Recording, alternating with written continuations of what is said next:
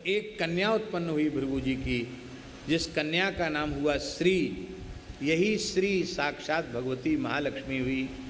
ब्राह्मण कुल में ये भगवती लक्ष्मी जी का जन्म हुआ और ब्राह्मण कुल में ही भगवान ने अवतार लिया। हरिमेधा ऋषि की पत्नी हरिणी के गर्भ से हरि रूप में भगवान ने ब्राह्मण कुल में अवतार लिया और श्री देवी माने साक्षात भगवती महालक्ष्मी ने भृगु जी की बेटी के रूप में जन्म लिया। और ये ब्राह्मण कुल में भगवान भी उत्पन्न हैं, ब्राह्मण कुल में लक्ष्मी जी भी उत्पन्न हैं। दोनों का विवाह हुआ है। इसमें देवताओं ने विवाह में बड़ा बढ़ चढ़ करके भाग लिया। ब्रह्मा जी, शंकर जी सब बारात में गए, इंद्रादि देवता बारात में गए, बड़ा जोर शोर से विवाह हुआ। भृगु जी के जमाई हैं भगवान, भृगु जी के जामाता हैं। बोलो भृगु जी महाराज की। एक कथा और सुन लो, चलो सुनाई देते हैं। एक कन्या और हुई।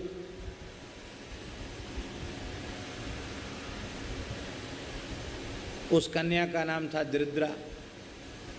वो लक्ष्मी जी से बड़ी थी, इसलिए उनका नाम ज्येष्ठा हुआ।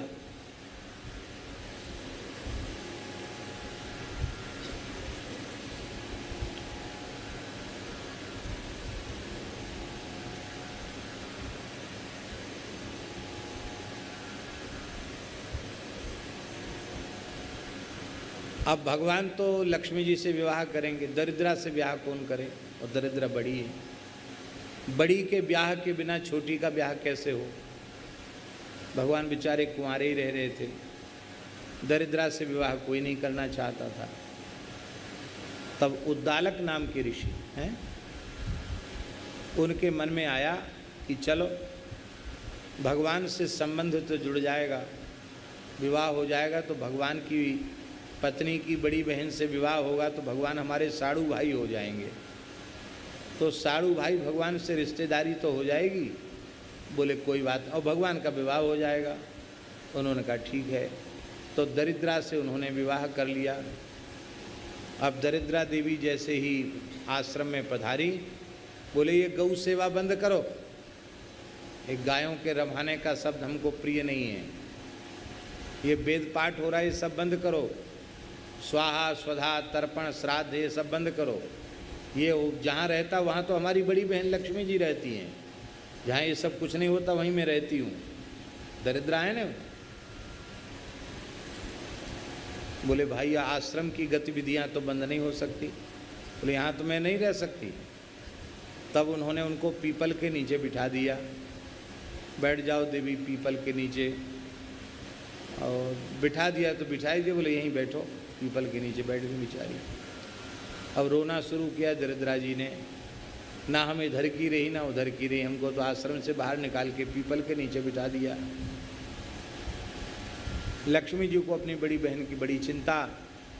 तो नारायण भगवान के साथ लक्ष्मी जी शनिवार को पीपल के नीचे आईं अपनी बहन को सांत्वना देने के लिए। तो दिन भर वहीं रह गईं। इसलिए शनिवार के दिन नारायण के सहित लक्ष्मी जी पीपल के नीचे ही विराजती हैं। इसलिए शनिवार के दिन पीपल को दंडवत प्रणाम करना। हो सके तो पीपल में भारतीय देसी गाय का दूध, उसमें थोड़ा सा गुड़, काला तिल और कुछ तेल मिश्रित करके पीपल में चढ़ाना।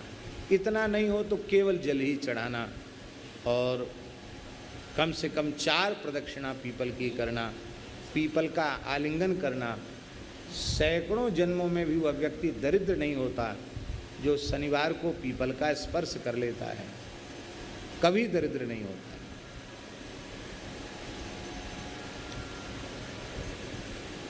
रविवार के दिन बिठाया था पीपल के नीचे उनको, इसलिए रविवार के दिन पीपल को छूना नहीं चाहिए, क्योंकि दरिद्रता आ जाती है पीपल के स्पर्श से।